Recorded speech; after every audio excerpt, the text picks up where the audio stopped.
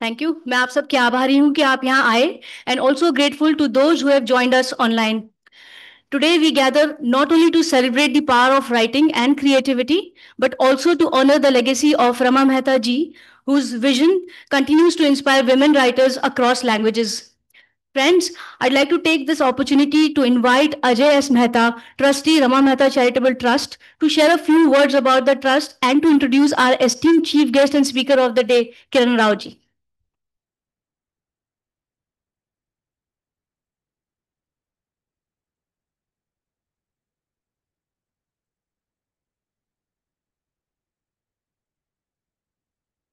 आप सबका स्वागत और खास तौर से किरण जी का आ, परिचय में मैं थोड़ा सा आपको औपचारिक एक तरह से ट्रस्ट के बारे में कुछ कहूंगा और फिर किरण जी के बारे में। आ, श्रीमती रमा मेहता मेमोरियल ट्रस्ट की स्थापना लगभग 45 वर्ष पहले हुई, सन 1980 में। सन 1978 में रमा जी का देहांत अचानक होने के बाद उनके पति श्री जगत मेहता ने ट्रस्ट उनकी स्मृति में बनाया। उनकी सोच थी कि ट्रस्ट शिक्षा और महिला से जुड़े मसलों पर काम करे। उनका यह भी मानस था कि क्योंकि रमा जी खुद लेखिका थी, यह ट्रस्ट साहित्य के क्षेत्र में भी कुछ काम करे। पिछले दशकों में ट्रस्ट का काम शीतल रहा। 5 साल से ट्रस्ट की गतिविधियां सक्रिय हुई हैं।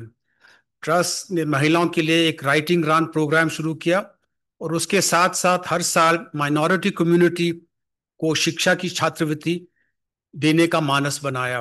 पिछले साल 290 छात्रवृत्तियां वितरण हुई। रमा जी शुरू में अखबारों में लिखती थी।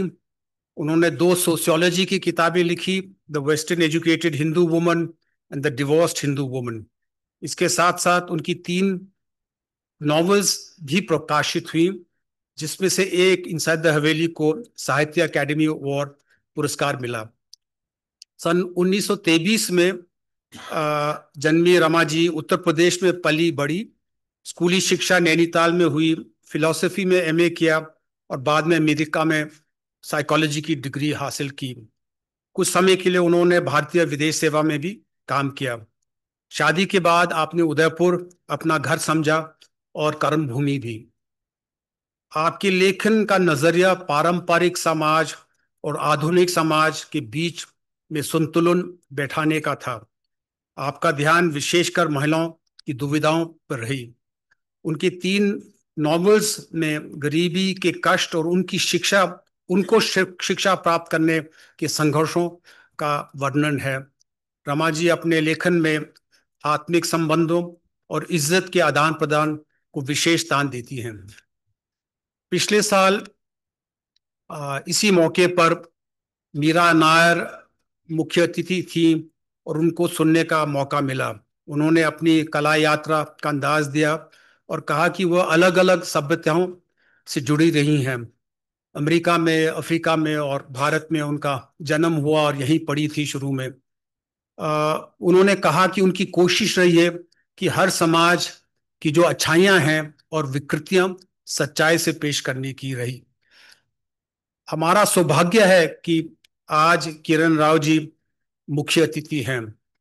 आप देश और विदेश में अपनी फिल्मों की वजह से प्रसिद्ध हैं। आपने लगान, दंगल, पीपली लाइव, मॉनसून वेडिंग जैसे मशहूर फिल्मों के निर्माण में हाथ दिया है। दंगल जिस तरह की सही देशभक्ति और सांप्रदायिक सौहार्द को दर्शाया है, वो बेमिसाल है। इन फिल्मों में साधारण लोगों के साहस और अन्याय के खिलाफ संघर्ष की झलक मिलती है। ये सब फिल्मों में मजाक और मनोरंजन से संपन्न है। आप 2 फिल्मों के डायरेक्टर भी रही हैं। 2010 में आपने धोबी घाट फिल्म बनाई और 2023 में लापता लेडीज। लापता लेडीज, जैसे आप सब जानते हैं, बहुत ही लोकप्रिय फिल्म है।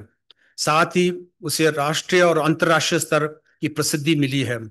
भारत सरकार ने इस फिल्म को एकेडमी अवार्ड के लिए ऑफिशियल एंट्री का दर्जा दिया। यह फिल्म पुरुषवादी मूल्यों पर नजर डालती है और साथ साथ यह भी दिखाती है कि गरीब से गरीब और करने में जो मुक्त हैं, उनमें भी इंसानियत की संभावना है। आप एक लेखिका हैं। यह निश्चित है कि आने वाले समय में आपके लेखन की वजह से बहुत सारी फिल्मों का निर्माण होगा। जहां अंधेरा है, आशा की किरण दिखाई देंगी। आखिर में ये भी कहना जरूरी है कि आप फिल्म जगत को डेमोक्रेटाइज करने की कोशिश करती हैं, प्रतिबद्ध हैं। आप चाहती कि ज्यादा से ज्यादा प्रतिभाशाली कलाकारों को मौका मिले, खास तौर से महिलाओं को। आप पावर के केंद्रीकरण के पक्ष में नहीं हैं।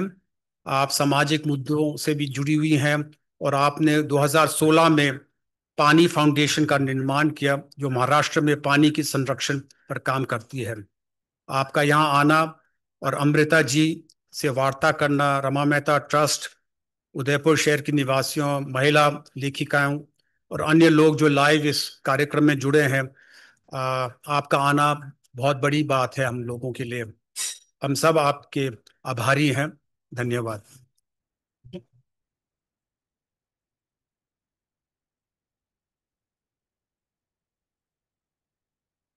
Thank you, Ajay sir, for that very beautiful introduction. साथियों, अब मैं समय न गंवाते हुए आपकी जोरदार तालियों के बीच आमंत्रित करना चाहूंगी स्टेज पे for the most awaited session, a dialogue with and conversation with our chief guest, the acclaimed film maker and writer Kiran Rao ji. The session will be led by our dear friend Amrita Nandi. She writes on gender, culture, labor, and spirituality. Amrita is the author of Motherhood and Choice, Uncommon Mothers, Child Free Women, and the more recent Being Earth. आप दोनों का बहुत बहुत स्वागत है. Thank you.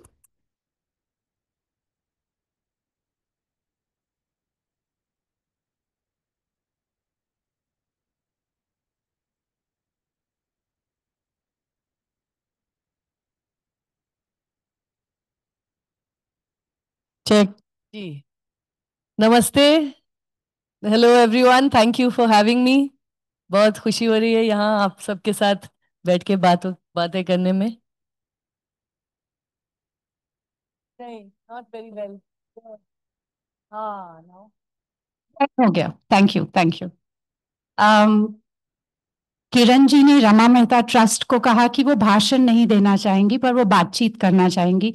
तो इस format को सजेस्ट करने के लिए, उसका सुझाव देने के लिए बहुत शुक्रिया. इससे हम आपसे साझा हो पाएंगे, आपसे बातचीत कर पाएंगे. थोड़ा बाद में सवाल जवाब का मौका तो है ही. तो किरण जी, बहुत शुक्रिया आपका. जो मैंने आज के लिए सवाल सोचे वो ध्यान में रखते हुए राइटिंग को, उनके फिल्म्स के काम को, जैसे अजय जी ने बताया कि इनका एक एनजीओ है पानी फाउंडेशन जो किसानों के साथ पर्यावरण पे, उनकी ट्रेनिंग मोबिलाइजेशन पे काम करता है. तो किरण जी का काम का नजरिए का दायरा बहुत फैला हुआ और गहरा है. तो मैंने वहीं से कुछ सवाल उठाए हैं और आप सबके पास बाद में मौका होगा और सवाल पूछने का.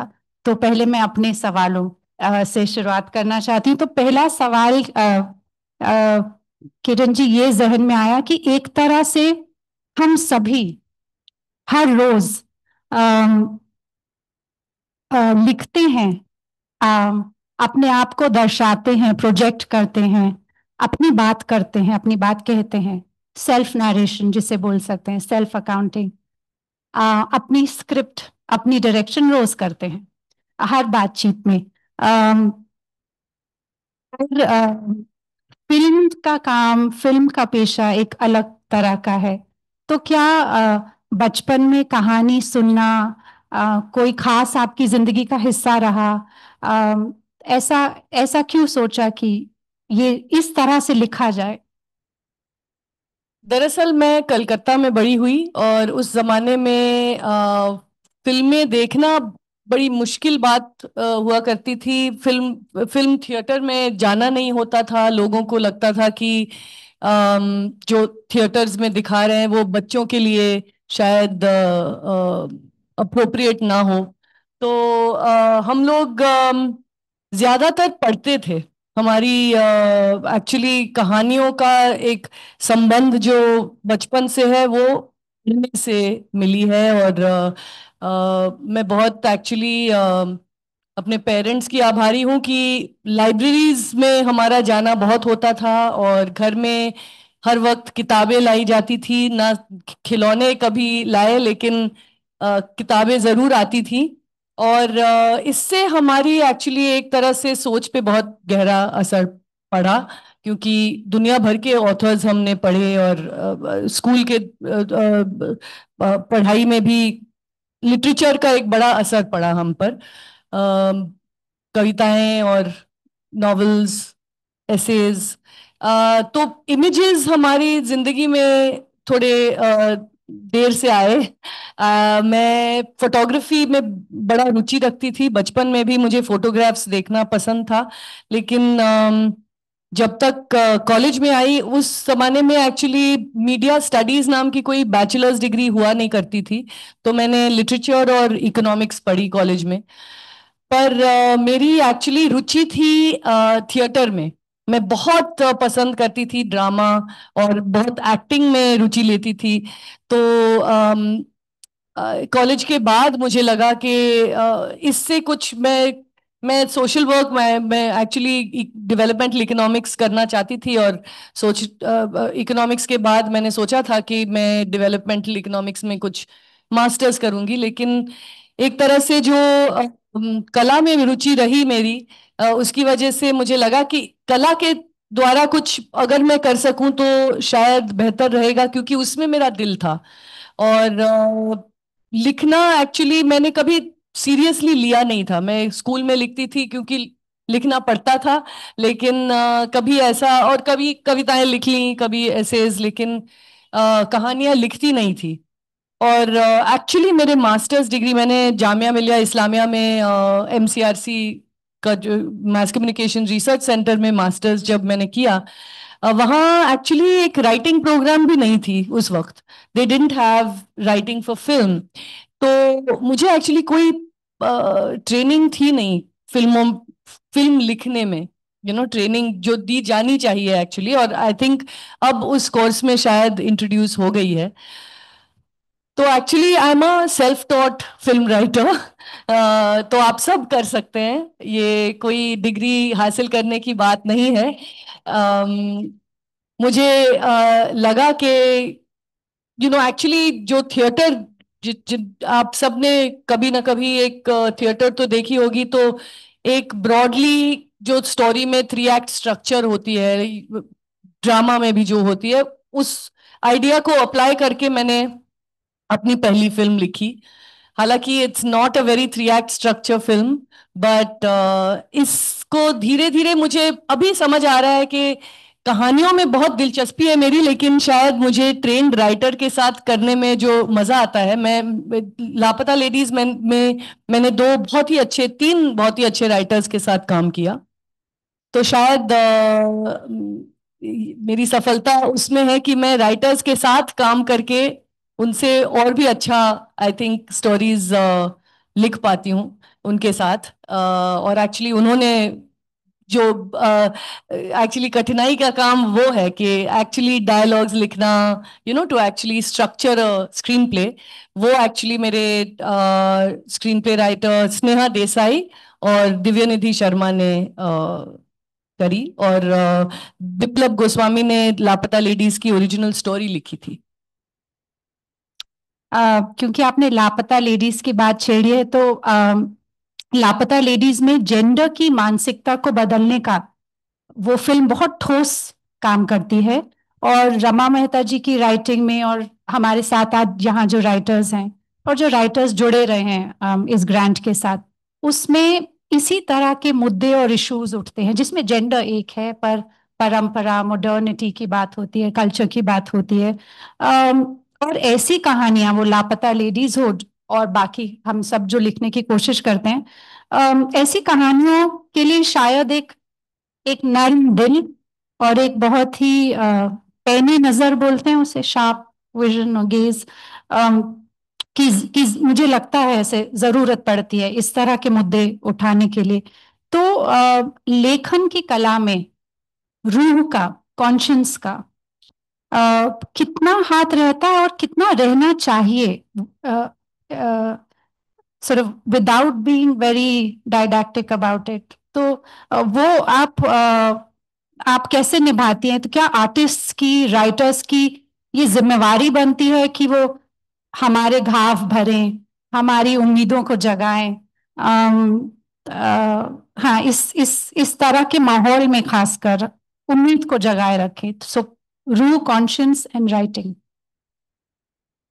मेरा ये मानना है कि कोई भी कला में एक्चुअली आपकी के अंदर की जो पर्सनालिटी है, जो रूह है, वो आ ही जाती है।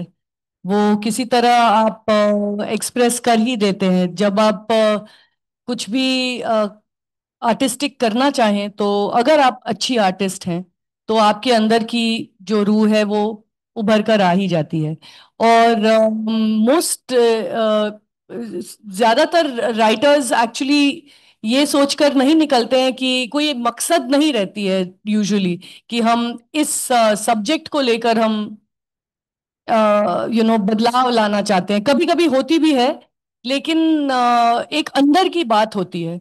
एक बहुत आई डोंट नो कॉन्शियस सोच से नहीं हम निकलते हैं कि हमको फलाना करना है। मेरा ये मानना है कि सबसे अच्छी जो आर्ट बनती है वो अनकॉन्शियसली आपको चुभती है। जो बातें वो निकल कर आती हैं आपके लेखन में या आपके चित्र बनाने में, आपके जब जो भी करना चाहते हैं। और जब आप बाहर से, जब बनने के बाद जब आप देखते हैं, तब आपको महसूस होता है कि ये सारी बातें मुझे अहम है, ये मुझे ये these are the things that are important to me. और या ये थीम्स, ये जो मुद्दे हैं, ये मेरे काम में बार बार आती हैं, क्योंकि ये सारी चीजें मेरी जहन में घूम रही हैं या मुझे बहुत मुझे दिलचस्पी है इन मुद्दों में। जी। तो कॉन्शियंस या the drive of an artist, I think, is often unconscious. And मुझे एक्चुअली मैं खुशकिस्मत हूं कि मुझे ये कहानी मिली जिसमें मैं अपना इतने सारे जो सालों से मैं मेरी जो सोच है, जो चीजें मैं कहना चाहती हूँ, ये एक तरह से इसका जाया बन गया, एक मीडियम बन गया, इसका एक व्हीकल बन गया है मेरे सारे सोच की। लापता लेडीज। तो मैं निकली नहीं थी इसको बनाने, लेकिन ये कहानी मेरे पास जब आई, मुझे लगा ये बहुत ही एक कहानी है जिसमें मैं बहुत कुछ कह सकती हूँ। बट बट ये बात तो सही है कि एक अंदर की जो हर एक, ये जी, everyone is so different and everyone is so particular. हर एक में कोई एक अंदर की बात अलग होती है हर एक आर्टिस्ट में, और वो अपने काम में वो चाहे ना चाहे बाहर आ ही जाती है। और उसको एक्चुअली एक तरह से विथ ऑनेस्टी, विथ लव आप आने दें तो आपका काम और भी बेहतर हो जाता है। हम बहुत चाहते हैं कि हम एक स्टाइल में लिखें, हम जाने जाएं अपने स्टाइल के लिए, लेकिन जो बातें आपको कहनी है वो अगर आप एक तरह से ऑनेस्टी से कहें तो वो आपका स्टाइल बन ही जाती है, I think. I don't know if I answered your question.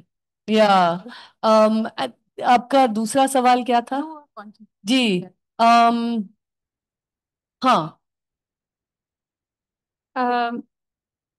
जब हम एक बहुत खूबसूरत कहानी पढ़ते हैं, लिखते हैं, या बहुत खूबसूरत संगीत सुनते हैं, या बहुत खूबसूरत फिल्म देखते हैं, तो कुछ समय के लिए हम गुम जाते हैं उसमें, उसकी क्रिएटिविटी में, उसकी कहानी में।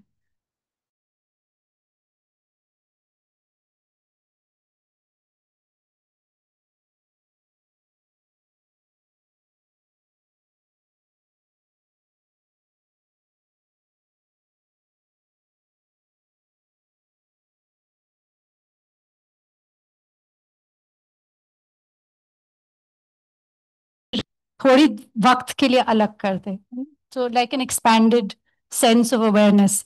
तो आ, आपके फिल्म मेकिंग में, आपके तजुर्बे में, आपको क्या लगता है कि राइटिंग में या फिल्म मेकिंग, किसी भी तरह की राइटिंग में, खूबसूरती का के किरदार के बारे में आप क्या कहना चाहेंगी, और उसका मायने क्या है आपके लिए? बहुत अच्छा सवाल है। I do believe that you know the old saying that truth is beauty. और हर एक की अलग ट्रूथ रियलिटी होती है। ये भी नहीं है कि हर एक की एक इक्वल ट्रूथ है। पर अगर आप उस हकीकत को आप अपने पूरे जज्बे से आपने एक्सप्रेस किया, तो वो ब्यूटीफुल ही होगी मेरे हिसाब से। यही मेरे ख्याल में इट्स एन ऑथेंटिसिटी, आपकी जो खुद की मोस्ट मोस्ट ऑफन आपके तजुर्बे से जो निकलता है, जो आपके आपके पर्सपेक्टिव से जो निकलता है, वो ऑफन ब्यूटीफुल ही है अगर आप उसे पर्दे पे या यू नो हाँ सच्चाई से ला पाए। पर कभी कभी किरण जी ऐसा भी होता है कि खूबसूरती को पहचानना ही मुश्किल हो जाता है। जैसे फिल्म को देखना, किताब को पढ़ना, गाने को सुनना, जैसे किरण जी ने कहा सबका नजरिया अलग है। और जब भी हम इंटरप्रेट करते हैं किसी वर्क ऑफ आर्ट को, तो उसमें अपनी पर्सनल कंडीशनिंग, सामाजिक नॉर्म्स, ट्रेंड्स, वैल्यूज, अपने नजरिए को ले आते हैं। तो शायद उनसे थोड़े रह के, वरना खूबसूरती की डेफिनेशन बहुत नैरो हो जाती है, सिमट सी जाती है किसी भी किस्म की खूबसूरती। तो अक्सर शायद आर्टिस्ट के लिए ये भी आर्टिस्ट के लिए भी और फैंस के उस तरफ रीडर के लिए या व्यूअर के लिए भी ये शायद जरूरी हो जाता है कि उसकी प्लुरैलिटी और अनेकता को किसी तरह हम बनाए रखें। लापता लेडीज में आप काफी पेचीदा मुद्दा है, वो बहुत गहरा मुद्दा है। उसको आप जॉय और ह्यूमर के साथ पेश कर रही हैं। ह्यूमर से मैंने देखा है, मजाक पर मुझे लगता है मजाक नहीं, जॉय उससे बहुत बड़ा है। तो वो फिल्म जॉय लाती है, ह्यूमर से भी गहरी वो है। तो उस आपने जॉय को एक औजार की तरह इस्तेमाल किया, पर बहुत सादगी से भी किया और थोड़ी पेचीदगी या संजीदगी के साथ भी किया। तो क्या जॉय और ह्यूमर जैसे जो भाव होते हैं राइटिंग में, लेखन में, आपको लगता है वो एक इफेक्टिव औजार है मैसेज को कन्वे करने का? जी बिल्कुल, मुझे लगता है कि ह्यूमर जो है, सैटायर खास तौर से बहुत ही पेचीदा और बहुत ही शार्प इंस्ट्रूमेंट है जो हम यूज कर सकते हैं। क्योंकि जब लोग हंस रहे होते हैं या जब उनको कुछ बातें आप मजाकिया तौर पे आप उनसे करें, तब उनको नहीं लगता कि आप उन पे वार कर रहे हैं या आप उन पे उंगली उठा रहे हैं। सबको एक्चुअली एक तरह से आप इंक्लूड करते हैं जब आप साथ में हंसते हैं, जब आप ह्यूमर के साथ कोई भी सब्जेक्ट को लेते हैं। तो मेरा ये मानना है कि जब लोग साथ में हंसते हैं, तो एक तरह से सब एक दूसरे की खामियों को, जो भी आप आप क्रिटिसाइज भी कर रहे हैं, उस सबको वो उस हंसी में एक्सेप्ट कर लेते हैं। हम अपने आप पर भी हंस पाते हैं जब हम पर्दे पे किसी चीज को देखते हैं। तो एक तरह से बहुत इक्वलाइजिंग भी है, इंक्लूसिव भी है ह्यूमर। और हमने देखा है बहुत जमानों से एक्चुअली थिएटर में, फॉर इंस्टेंस शेक्सपियर कितना ह्यूमर यूज करते थे to criticise so many things. और लोग अपने आप पे हंसना उनको अच्छा लगता है एक्चुअली। इनफैक्ट कभी कभी लगता है जब वो हंस रहे हैं कि ये मेरे बारे में नहीं कह रहे हैं, किसी और के बारे में कह रहे हैं, लेकिन कहीं सबकॉन्शियसली उनको ये बात समझ आती है जो ऑथर कहना चाहते हैं। तो आप सटल तरीके से आप अपनी बात कह सकते हैं जब आप ह्यूमर का इस्तेमाल करते हैं। तो मुझे उस ह्यूमर बहुत ही इंटरेस्टिंग इंस्ट्रूमेंट लगता है। और आपकी फिल्म मेकिंग का एक खास हिस्सा राइटिंग तो है ही। आप स्क्रीन प्लेज लिखती हैं और आज हमारे बीच उभरते स्क्रीन प्ले राइटर्स भी हैं। तो क्या आप उनसे और हम सबसे अपनी राइटिंग के कुछ खास राज या कायदे, कुछ रस्म, कुछ नट्स एंड बोल्ट्स शेयर करना चाहेंगी? मैं एक्चुअली, जैसे मैंने पहले कहा, मैं ट्रेन्ड राइटर हूँ नहीं।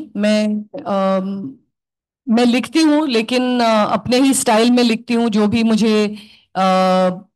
जो भी कहानियां मेरे दिमाग में घूम रहे होते हैं, और काफी सारी कहानियां मेरे अ, मन में आते रहते हैं। कभी कभी आप लिखना शुरू करते हैं, लेकिन 1 या 2 साल बाद आपको लगता है कि आपको इस कहानी से सिर्फ एक किरदार मिल गया। वो कहानी वर्क नहीं कर रहा है, लेकिन उसमें जो आपने काम किया है, उससे आपको एक किरदार मिल गया, या तो एक सिचुएशन मिल गई। एक उस तरह का, मैं राइटिंग इस तरह से इस्तेमाल करती हूँ।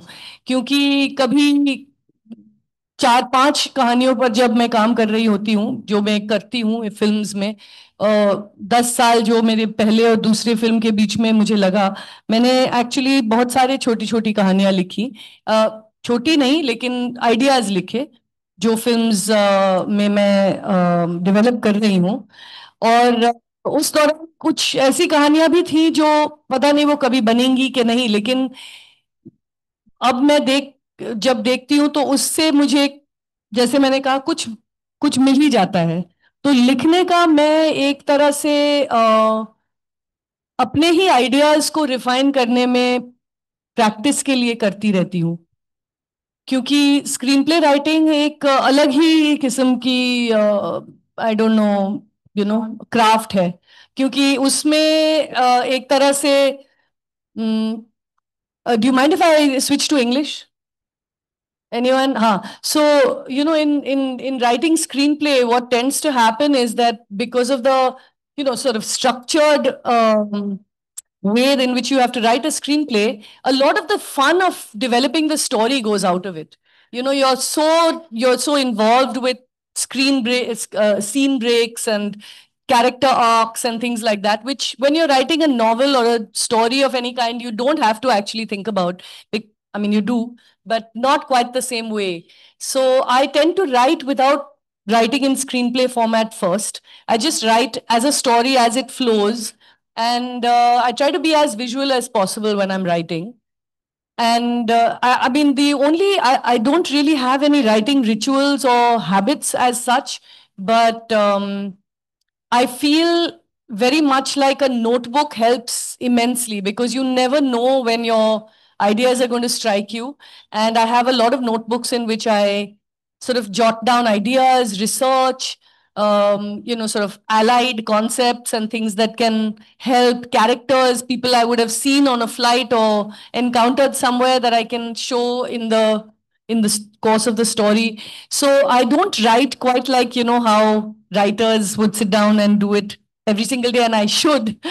It's one of those things that I feel I'm going to one day do. But our lives are very, in filmmaking, we have many, many phases in which we do work. And when we are developing something, we're also simultaneously either shooting something else or, editing something. So this writing ritual is something that I haven't quite developed. But I do think being open to letting these ideas sort of affect you at any time is what works for me. And I realize some of the themes and broad ideas and issues that I am deeply invested in are always in the back of my head, and things I see resonate then with that idea, and I'm able to like sort of magnetically suck them towards that idea. But yeah, ideas, because filmmaking takes so long, they develop over a long time, and it's a very collaborative process. So we have a lot of other, sort of writers who work with us on our screenplays. So yeah, in fact, recently I wrote an essay for a book, and it's one of the hardest things I've done. I mean, writers, I'm always amazed by when Aditi said that she wrote this 3 volumes of her book in 2 years. I was just amazed, because I found it so hard to write just 3,000 words in an essay form. So yeah, congratulations to all the writers here, because it's such a hard job to write. it's one of the more, sort of isolating, lonely things to do, and you're always staring at that no longer blinking cursor, but but the blank screen or the blank page, and you're constantly having to dig deep into your, recesses to be, kind of uh, arrive at something fresh from the day's work.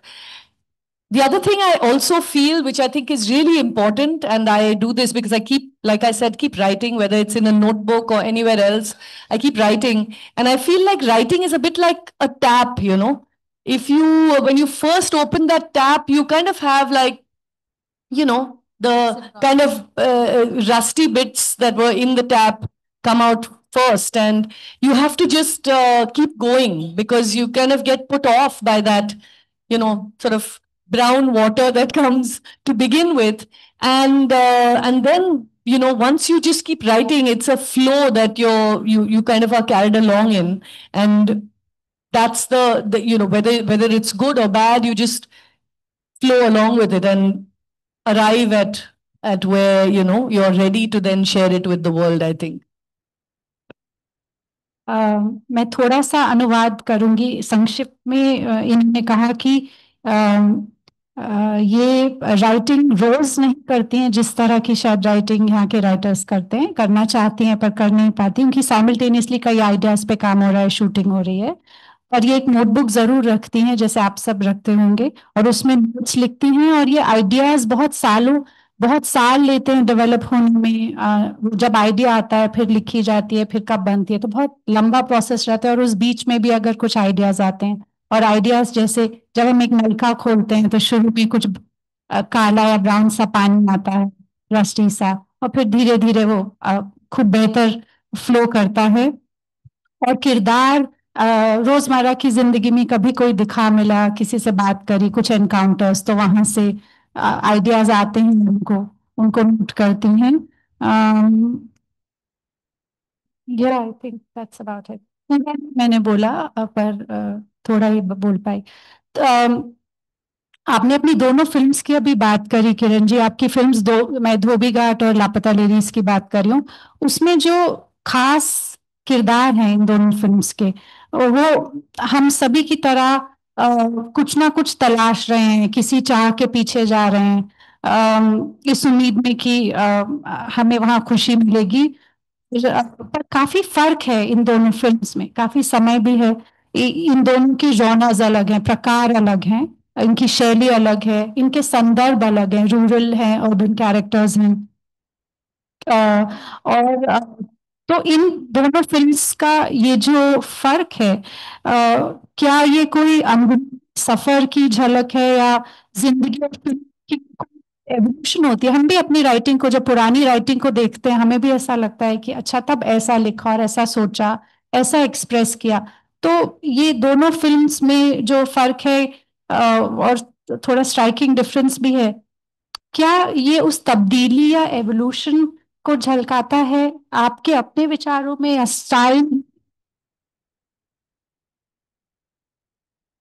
हाँ, I think ये मेरी दोनों फिल्में इतनी अलग इस वजह से हैं कि मैं दोनों वक्त पर बहुत अलग इंसान थी और हूँ। और एज अ राइटर मैं जब सोचती हूँ, जब मैं 20 साल हो गए जब मैंने धोबी घाट लिखी, मैंने लिखना शुरू किया, और उस वक्त मैं फिल्म स्कूल से निकली हुई थी, और मेरे कुछ ऐसे ख्याल थे कि मुझे बम्बई के बारे में फिल्म लिखनी है, और मेरे सारे किरदार अलग अलग जो समाज के अलग हिस्सों से होंगे, और एक तरह से मैंने जो कंस्ट्रक्ट किया वो मेरे काफी, अब मैं जब सोचती हूँ तो वो एक आइडियलिस्टिक पर्सनल सी कहानी थी, हमारे मेरे खुद के तजुर्बे से, मेरे एक्सपीरियंस से, जो बम्बई में रह के जो जिस तरह के लोगों से मेरी मुलाकात हुई थी, मेरे एक्सपीरियंसेस रहे, उसको मैंने दर्शाने की सोची थी उस वक्त। तो जब धोबी घाट खत्म हुई और कुछ साल लगे एक्चुअली नेक्स्ट फिल्म डेवलप करने में, जो मैं अभी बनाने जा रही हूँ। तब्दीली ये है कि जैसे जैसे आप बड़े होते जाते हैं, जब एज होते जाते हैं, आपके जो आप रोजमर्रा की जिंदगी में आपके जो एक्सपीरियंसेस रहते हैं, लोगों से जो आप मिलते हैं, मैंने काफी सारे फिल्म्स को प्रोड्यूस किया उस वक्त। मैंने प्रेजेंट किए films like ship of Theseus. मैं मामी फिल्म फेस्टिवल में काम कर रही थी, और उस सब के दौरान मैं लिखती गई, लेकिन मैं कभी खुश नहीं थी अपने जो मैं लिख रही थी। मैं कभी फाइनली खुश नहीं थी स्टोरी से, क्योंकि मुझे लगा था कि जो धोबी घाट में खामियां थी, जो मुझे लगे स्क्रीन प्ले में जो कमियां मुझे नजर आए, वो उसको मैं यू नो उससे बेहतर मैं करना चाहती थी with my second screen play. और उस एक परफेक्शन की तलाश में मैं चलती गई, लिखती गई।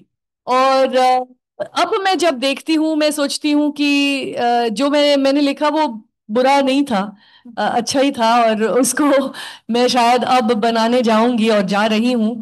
लेकिन एज अ राइटर हम सबको ये फीलिंग्स होते हैं कि ये अच्छा नहीं है। मैंने कभी मैं पे पहुंची नहीं हूँ वहां तक जब जहां मैं पहुंचना चाहती हूँ। और मैंने काफी मदद भी ली, मैंने एक राइटर भी लिया। उन्होंने काफी स्टोरी को बदला, उनके स्टाइल में उन्होंने लिखा, और फिर मुझे लगा ये मेरी कहानी है ही नहीं। तो एक्चुअली ये एक सफर रहता है, जो जिंदगी का सफर है वही राइटर की जर्नी रहती है।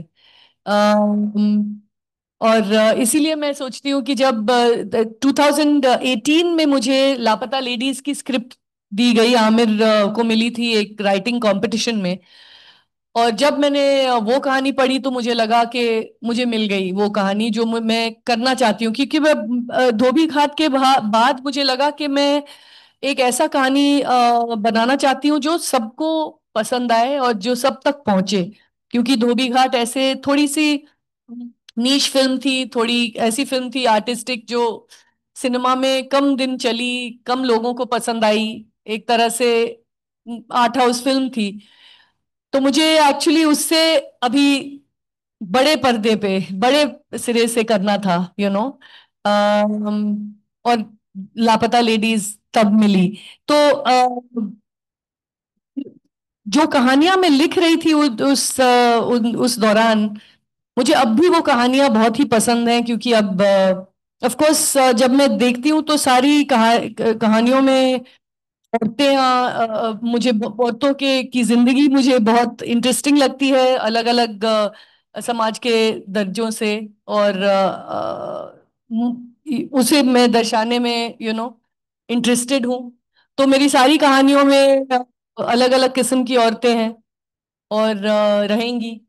पर लापता लेडीज जब मिली, मुझे लगा कि किसी और ने कितनी मजेदार कहानी लिखी है, जो इतनी सारी चीजें कहती है जो मैं कभी शायद ना लिख पाती। तो अब मैं इस सोच से निकलती हूँ कि मैं अपनी कहानियों को अलग लोगों को जोड़ जोड़ कर मैं अलग बना पाऊं तो और भी अच्छा है। क्योंकि एक तरह से कोलैबोरेशन से जो कहानियां निकलती हैं वो खिल के आती हैं मेरे हिसाब से। Because I am not an actually very मैं वो जो पॉपुलर किस्म की कहानियां हैं वो मैं लिख नहीं पाती हूँ उस तरह से, जो लापता लेडीज जैसे स्नेहा ने लिखी है। तो तो तब्दीली तो आई है। आई फील अब मैं इस हद तक पहुंची हूं कि मुझे मुझे पता है कि मैं अकेली अकेली नहीं लिखना चाहती, मैं कोलैबोरेट करके लिखना चाहती हूँ।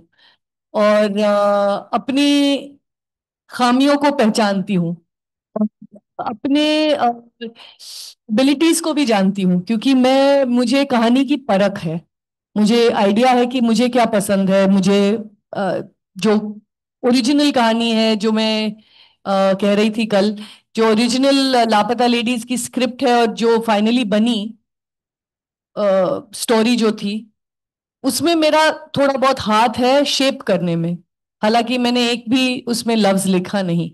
तो बस अभी सफर जारी है, मैं लिखती जाऊंगी और कोलैबोरेट करती जाऊंगी। और इस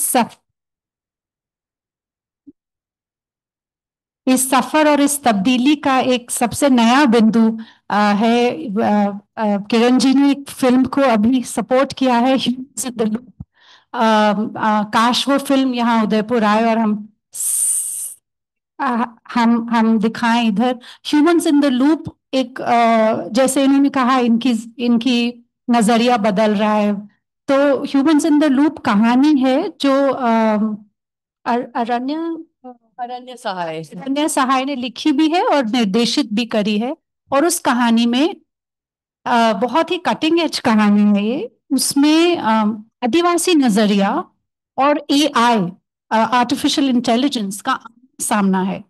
और इस आमने सामने इस आमने सामने को दर्शाती है एक उरांव झारखंड की महिला जो एक रिमोट डेटा लेबलिंग सेंटर में काम करती हैं।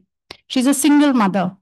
और जेंडर, पॉलिटिक्स, एथिक्स, नैतिकता की बातें, तो बहुत ही एक्साइटिंग फिल्म है। आपको इसके लिए सलाम, इस तरह के मुद्दों को सपोर्ट करने के लिए। मैं जरूर लाना चाहूंगी और एक्चुअली मैं रिक्वेस्ट करूंगी कि यहाँ स्क्रीन हो कभी। सबको बहुत आई थिंक पसंद आएगी, क्योंकि जो मुद्दे छेड़ी है इस फिल्म ने बहुत ही अहम है। क्योंकि हम सबको अभी देखते देखते 1-2 साल में जो एआई ने हमारे सामने इतने सारे आई थिंक अपॉर्चुनिटीज और समस्याएं एक साथ खड़ी की हैं, उसके बारे में हमारा एक्चुअली विचार विमर्श करना बहुत जरूरी है। इस पर चर्चा होनी चाहिए, हम सबको एक तरह से इससे जुड़ना चाहिए। और जो इनोवेटर्स और क्रिएटर्स है इस एआई के, उनको ये फिल्म भी देखनी चाहिए जो हम कोशिश कर रहे हैं दिखाने की। लेकिन अगर ग्लोबल साउथ में हम सब इस पे एक तरह से अपनी आवाज उठाएं, एंगेज करें इसके जो इनोवेशंस और कंस्ट्रक्शन में, तो फिर एक्चुअली हम अपने आप को रिप्रेजेंट होते हुए देखेंगे। नहीं तो हम ऑलवेज एक वेस्टर्न नजरिए से जो टेक्नोलॉजीज बनती है और हम सिर्फ यूज करते हैं, वही बात रह जाएगी वहीं तक। तो एनीवे कभी मैं जरूर इनवाइट करूंगी सबको। I would love to send the film and आप लोग देखेंगे तो बड़ा मजा आएगा। इसी ऑडिटोरियम में उदयपुर का एक फिल्म क्लब भी चलता है। तो हाँ, सो परहैप्स या we are at the right place and at the right time. आपने अभी जवाब में बोला कि महिलाएं आपके कहानियों में हमेशा रहती हैं और रहेंगी। तो आपकी फिल्म्स में एक फेमिनिस्ट, एक नारीवादी नजर, बिल्कुल एक झलक बिल्कुल नजर आती है। पर फेमिनिज्म या नारीवाद अभी भी आवाम के लिए, पब्लिक के लिए थोड़ा नागवार सा है। उसको अभी भी बैकलैश, एक बैड रेप मिलता है, एक्सेप्टेबल नहीं है उतना। तो क्या लापता लेडीज में जो एक फेमिनिज्म की आपकी, अगर if I can put it like that, आपकी फेमिनिज्म की अगर एक हमें परिभाषा या डेफिनेशन दिखाई देती है, उसमें जहां मर्द भी डिसएम्पावर्ड है, मर्द भी मजलूम है, परेशान है पितृसत्ता और पेट्रियार्की से, ये बॉलीवुड के टिपिकल एंटी वुमेन विलेंस भी नहीं है, क्योंकि वो खुद परेशान है। तो मर्दों को किरण जी ऐसे दिखाने के पीछे आपकी क्या सोच है? What is your kind of feminism? आपने जैसे कहा कि मर्दों को भी पितृसत्ता से जो एक तरह से उन समस्याएं उनकी भी हैं, उसमें उसकी एक्चुअली मैं इस फिल्म में एक तरह से झलक दिखाना चाह रही थी कि ऐसे भी मर्द होते हैं जो इसमें बिलीव नहीं करते हैं कि औरतें यू नो कि उनके समान ना नहीं है। जो एक तरह से जया जो कैरेक्टर है उसके जो हस्बैंड है, सोचते हैं, उनकी उनकी जो सोच है वो दीपक की नहीं है। और एक जो आई थिंक फेमिनिज्म की जब आपने बात कही, आई थिंक जो जो भी एक्चुअली इक्वालिटी में, समानता में विश्वास रखता है वो फेमिनिस्ट है मेरे हिसाब से। आप अगर औरतों की समानता में विश्वास नहीं रखते हैं तो आप सेक्सिस्ट हैं, और क्या कह सकते हैं। तो फेमिनिज्म, लोग पता नहीं क्या सोचते हैं कि फेमिनिज्म क्या है। फेमिनिज्म सिर्फ औरतों को समान दर्जा देने के लिए एक मूवमेंट है, जो जिसमें हम सबका एक्चुअली रहना जरूरी है, मर्दों का, औरतों का, सबका। और मेरा मेरा ये मानना है कि most many many men are feminists, और इसीलिए इस फिल्म में हम ये दर्शाना चाह रहे थे कि ऐसे भी मर्द हैं जो औरतों का ख्याल रखते हैं, औरतों के बारे में सोचते हैं, औरतों की समानता में विश्वास रखते हैं। और इस फिल्म को हम एक प्यार से लोगों तक पहुंचाना चाहते थे, ये बात कि अ, आप सबको हमें इस डिबेट भी नहीं होनी चाहिए, पर इस मूवमेंट में शामिल करना चाहिए, हमको प्यार से सबको शामिल करना चाहिए ना। ये मैं इसमें नहीं मानती कि आप सिर्फ उंगली उठाएं और सब कहीं किसी पर दोष डालें, यू इसके ऑफ कोर्स इसका दोष, it's a historical, it's a historic sort of inequality that women have been subject to। तो इसको सही करने के लिए हम सबको काम करना पड़ेगा एक साथ मेरे हिसाब से। और इसके लिए ये इस फिल्म में हमने विलन्स सिर्फ वो प्रदीप जो है उसको बनाया, लेकिन बाकी सब जो मर्द हैं वो भी अलग अलग किस्म के मर्द हैं। वो नहीं एक एक शेड के नहीं है कि सिर्फ माचो मैन या जो एक तरह से जैसे हम क्लीशे में मर्दों को दिखाते हैं या विमेन औरतों को भी दिखाते हैं। तो इसमें मुझे एक नजरिए का फर्क एक तरह से पेश करना था कि अगर आप प्यार से ये बातें करें एक साथ सबके साथ, तो सिर्फ तब बदलाव हो सकता है। और औरतें भी अपने बारे में सोचने पर मजबूर हो जाएं कि आप किस किस तरह का जीवन जीना चाहती हैं, आप किस तरह के रूल्स के अंडर रहना चाहते हैं। और मर्दों को भी उस डिबेट में मैं शामिल करना चाहती थी कि आप किस तरह की औरतें बना करना चाहती हैं, किस तरह का समाज आप चाहते हैं, एज एज मेन। और मुझे लगता है कि हमारे देश में बहुत सारे ऐसे भी मर्द हैं जो फेमिनिज्म में बिलीव करते हैं, जो समानता में बिलीव करते हैं, और उनको मुझे दर्शाना जरूरी मैंने समझा।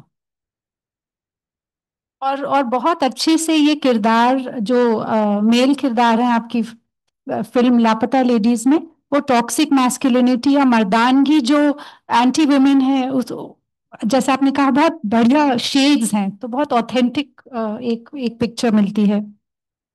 मैं आपका एक इंटरव्यू सुन रही थी और उसमें आपने पब्लिकली एक एक स्पिरिचुअल आइडिया या एक स्पिरिचुअल परसूट की बात कही। आपने उस आइडिया को अंग्रेजी में डिटैचमेंट कहते हैं, हिंदी में वैराग्य या बेनियाजी जो उर्दू में कहते हैं।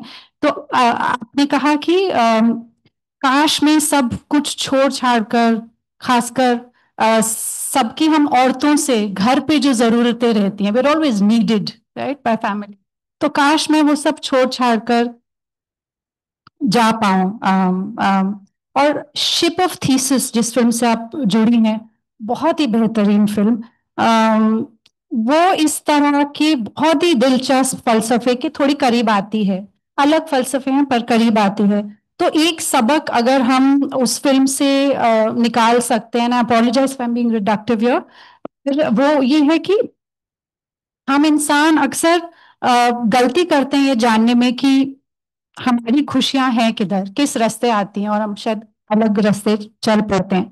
तो आपकी आने वाली फिल्म्स, और आपने अभी हमें टीज करा ये बोल के कि आपकी एक फिल्म आने वाली है, तो आपकी आने वाली फिल्म्स में क्या हम इस तरह की औरतों के किरदार देखेंगे जो ऐसा कुछ करें, जो जैसे पॉपुलर स्क्रिप्ट्स में जो आम ख्वाहिश लाइफ जिसे बोलते हैं, जिसमें हमें प्यार चाहिए, इश्क चाहिए, आजादी चाहिए, पहचान चाहिए, वो सब इस सब से रह जाएंगी?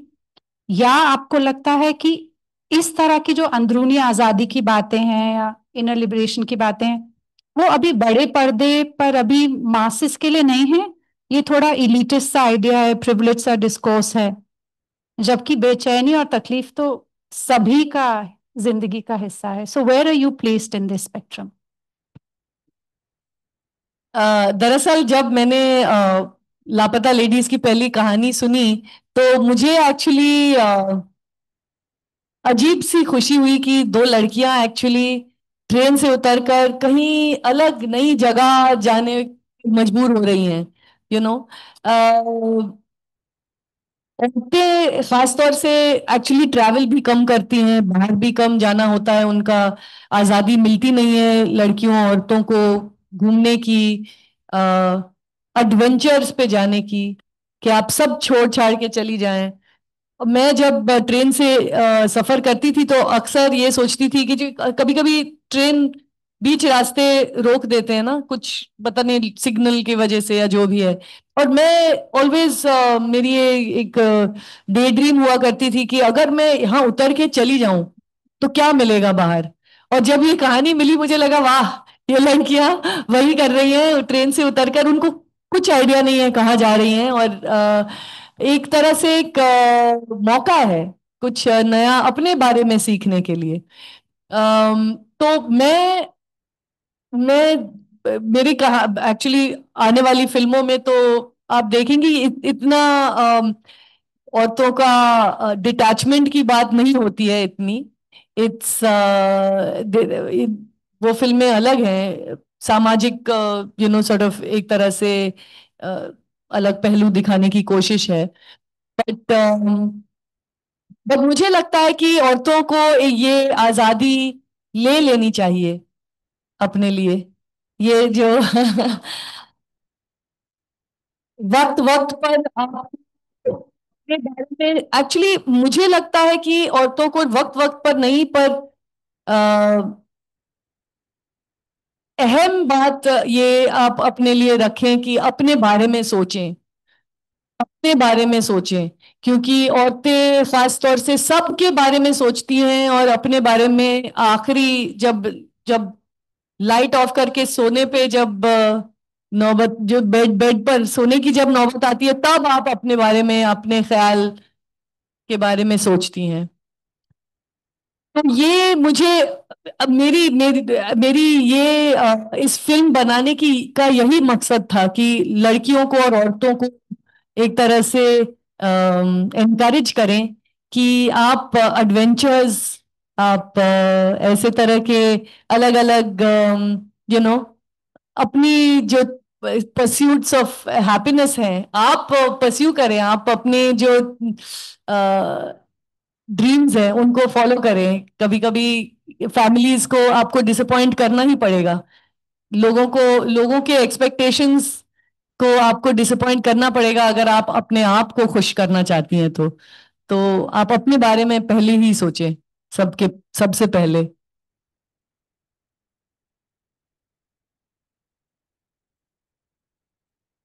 राइटिंग या कोई भी कला होती है वो कुछ हद तक परफॉर्मेटिव है, हम अपना अंदरूनी हमारी जो कॉलिंग है उसको उसमें डालते हैं, पर हम कुछ देना भी चाहते हैं। तो ये इस तरह की डिटैचमेंट क्या आप नहीं, मैं कहना ये चाहती हूँ दैट एज राइटर्स और फिल्म मेकर्स हम अक्लेम, तारीफ या उस फिल्म का सक्सेस बॉक्स ऑफिस हो या नहीं, उसकी एक चाह रहती है, तो उसको आप क्या डिटैचमेंट उस तरफ थोड़ी बढ़ रही हैं कि आपके जो बेंचमार्क्स हैं या जो मायार है सक्सेस का एज राइटर्स, कि हम चाहते हैं कि सामने वाले को वो कहानी छुए, अच्छी लगे, तो आप उस पे कैसे, how do you work on that? Film industry में सक्सेस एक्चुअली बॉक्स ऑफिस एक तरह से सक्सेस ही है, और आपको उस बॉक्स ऑफिस से पता चलता है कितने लोगों ने देखी है आपकी फिल्म। लेकिन आज of course thanks to streaming आपको कभी पता नहीं चलता, जब तक ओटीटी के जो नेटफ्लिक्स amazon वगैरह आपको कहते हैं कि आपकी फिल्म नंबर 1 पे नंबर 2 पे, आपको एक्चुअली डेटा बहुत है लेकिन फिल्म मेकर्स तक अक्सर पहुंच नहीं पाती वो डेटा। लेकिन सक्सेस हमारे लिए स्टोरी टेलर्स वही है जब ज्यादा से ज्यादा लोग आपके काम से कनेक्टेड है, या आपका काम उनको अच्छा लगता है। तो डेफिनेटली बॉक्स ऑफिस का एक बहुत इम्पोर्टेंट हमारे लिए मेट्रिक बन जाता है to you're successful in your story reaching people। लेकिन मुझे लगा क्योंकि लापता लेडीज ने इतनी बड़ी बॉक्स ऑफिस नहीं बनाई जितनी से आई डोंट नो एनिमल ने बनाई, लेकिन प्यार हमें उतना मिला इस फिल्म से जो मुझे लगता है शायद पता नहीं एनिमल को भी मिली होगी, लेकिन मेरा ये मानना है कि लोगों का, मैं जहां भी जाती हूँ इतना प्यार मिलता है, तो वो एक मेरे लिए बहुत ही कीमती है। वो बॉक्स ऑफिस के पीछे अगर आप भागे तो आपको फिर उसका you'll have to sacrifice the love sometimes, but हाँ, but success is more and more people being connected to your work। हमारे काफी दोस्त अपने सवाल लिए बैठे हैं, तो मैं बस एक आखिरी सवाल पूछना चाहती हूँ कि जिस दौर से हम गुजर रहे हैं, काफी सेल्फ डिस्ट्रक्टिव सा समय है दुनिया और देश के लिए, तो इसमें आपके क्या डर और क्या उम्मीद है as a film maker, as an artist? बहुत ही अजीब जमाने से गुजर रहे हैं हम। मुझे लगता है कि दुनिया बहुत ही बिखर रही है, बहुत प्रेशर्स सब जगह से हम फील कर रहे हैं, देश के अंदर भी देश के बाहर भी। लगता है कभी मैं बहुत घूमती हूँ तो मैं इतने अच्छे लोगों से भी मिलती हूँ, तो लगता है कि शायद जो नफरत हमें दिखाई देती है न्यूज में, मेरी एटलीस्ट आई डोंट नो, मेरा होप ये है कि वो उतना नहीं है जितना प्यार एक्चुअली है दुनिया में, जितने अच्छी चीजें लोग कर रहे हैं। लेकिन एज पीपल हमें एक्चुअली पॉलिटिक्स के रफ सीज से गुजरना ही पड़ता है, और एक तरह से ये वायलेंस देख के कर जो दुनिया भर में फैली हुई है, खास तौर से पैलेस्टाइन में, बहुत दुख पहुंचाता है। स्पेशली टू हम अब इस एज में, इस दशक में, जब we are in a digital age, artificial intelligences बन रही हैं, और अभी भी आप इस तरह का वायलेंस फैला रहे हैं। तो इसको देखकर actually as artist I feel, और एक्चुअली एक तरह से सेंसरशिप भी बढ़ता जा रहा है, जैसे आप देख रहे हैं अमेरिका में भी, यहाँ भी आप कुछ भी कहते हैं तो उसका एक नेगेटिव असर आपके काम पे पड़ता है। कभी कभी आपको फिल्म रिलीज से रोका जाता है। तो कठिन एक तरह से वातावरण है सब आर्ट के लिए खास तौर से, and I feel as artist हमें almost you have to be a dancer, you have to keep sort of going across these very very tense sort of fault lines, and still say what you have to say. I think what's important is that you kind of get even more creative, and you learn how to convey what you want to say, despite censorship, despite the sort of many barriers that you have because of politics. So it forces you, I suppose, to be more creative and I do feel hopeful that the good people from around the world will join hands and that we will be able to see peace, some better life for so many people who, are on the other side of this widening economic divide. And so through our work, through either the work I do in film or the work we do at Pani Foundation, we try to, sort of close those fault lines, bring people closer together. Thank you so much Kiran ji, और आपकी film ही वो एक बहुत बड़ा जरिया है उस रोशनी का. सो वर्षा, अब हम Q&A. बिल्कुल, thank you so much to both of you. What a wonderful interaction. So साथियों, अगर आपके कुछ क्वेरीज हैं, I am sure there would be many queries. Please raise your hand. Our volunteers will reach you with a mic. There are already so many.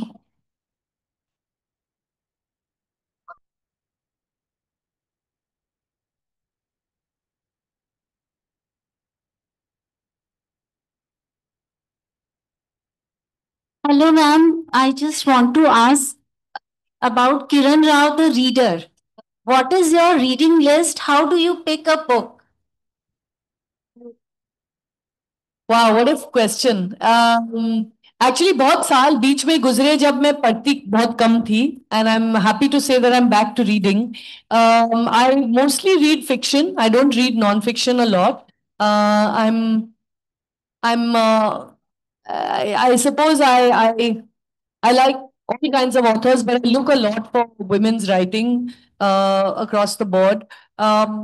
Of late, there are a couple of writers whose work I've just been very struck by. There's a writer called Claire Keynes, whom I absolutely love. She's an Irish writer, and she's written some very short novellas, and they are absolutely jewels of writing. Incredible.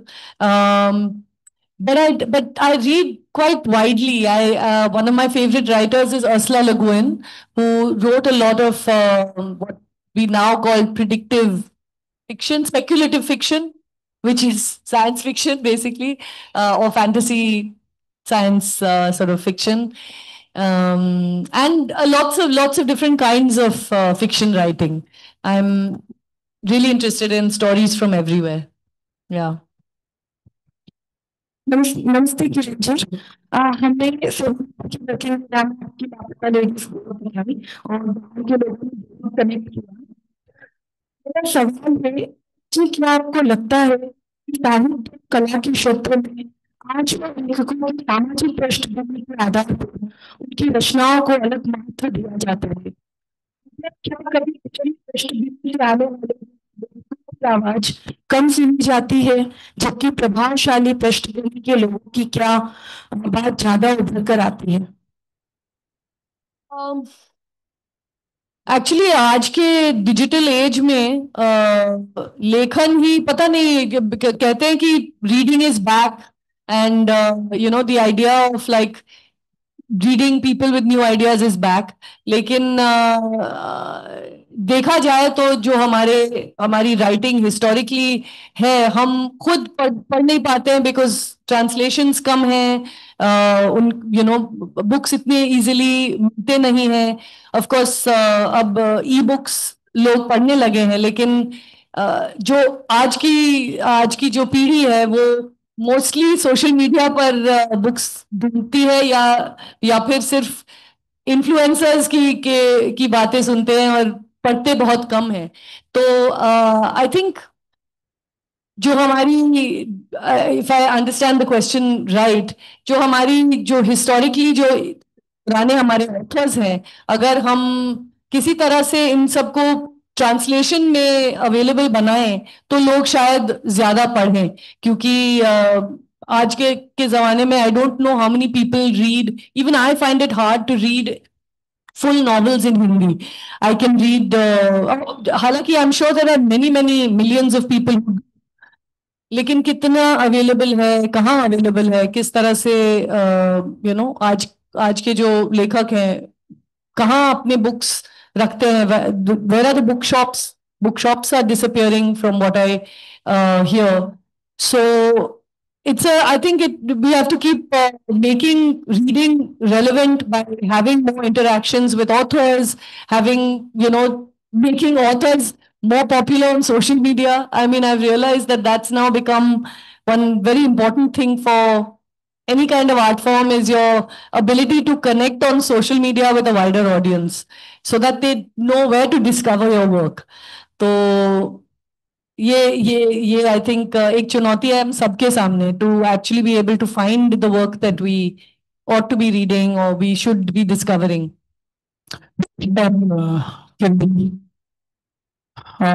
Thank you to give this opportunity. जैसे producer, director to be Kiran, just to let you know, we are just a week apart from our birthday. Looking another Scorpio makes me proud. As much I see another mechanical engineer here, as much as I see another Udaipurian in London, right?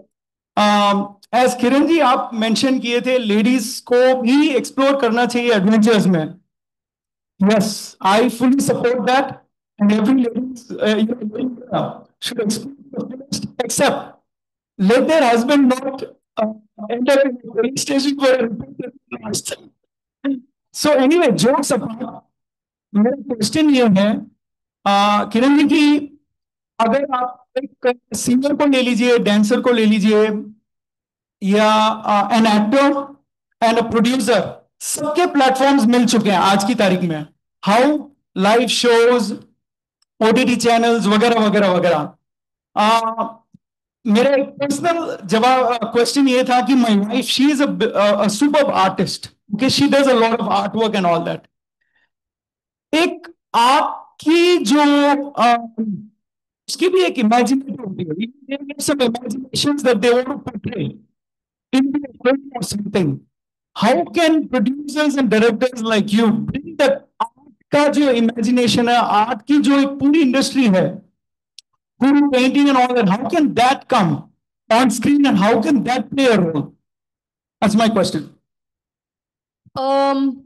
Actually, filmmaking it's a playground of many different art forms. We actually interact a lot with visual artists when we are either building sets or we're doing pre-visualization of scenes.